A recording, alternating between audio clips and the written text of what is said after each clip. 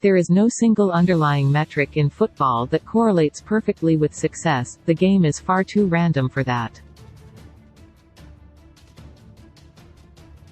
Be it more obvious numbers like expected goals or shots down through to more esoteric data, nothing alone can determine which team wins.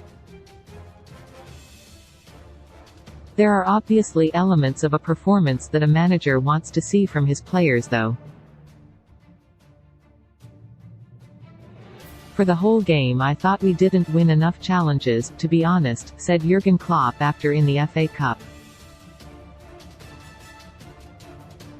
While he was right, the Reds won just 37% of the duels in the second half. Challenges are far from the metric most heavily associated with Klopp.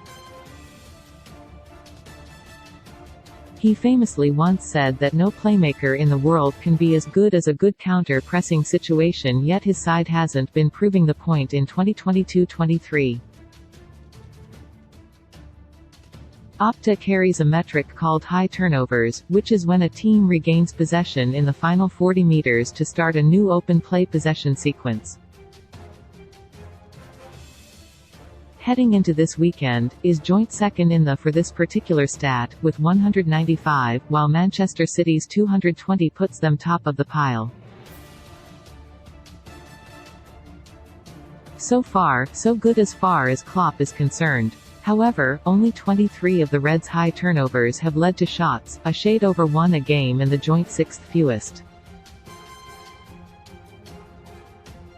Arsenal has won possession in opposition territory 4 times fewer than yet leads the division with 36 subsequent shots.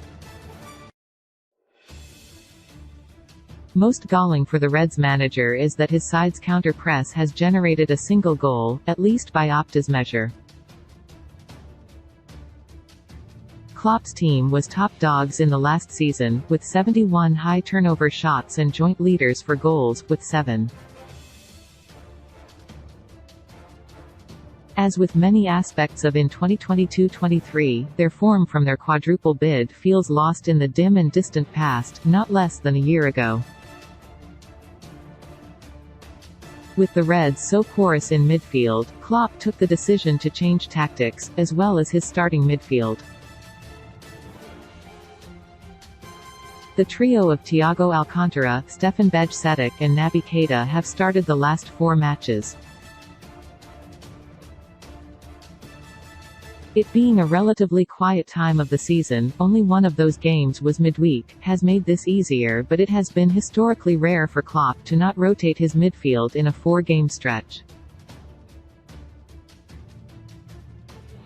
Arguably more notable was the decision made by the king of gegenpressing to get his team to adopt a mid-block structure, with far less closing down of opponents in the final third. In a broad sense it has worked, as teams aren't gliding so easily through the heart of the midfield as they were earlier in the campaign. Sadly, they're now getting more joy from crosses and set plays, but that's for another article. Anyway, up to and including, the Reds had averaged 9.4 high turnovers per league match this season. Having switched to a mid-block, they then made 12 in and 14 in. These figures aren't unusually high, they'd recorded at least 12 5 times prior to the tactical switch.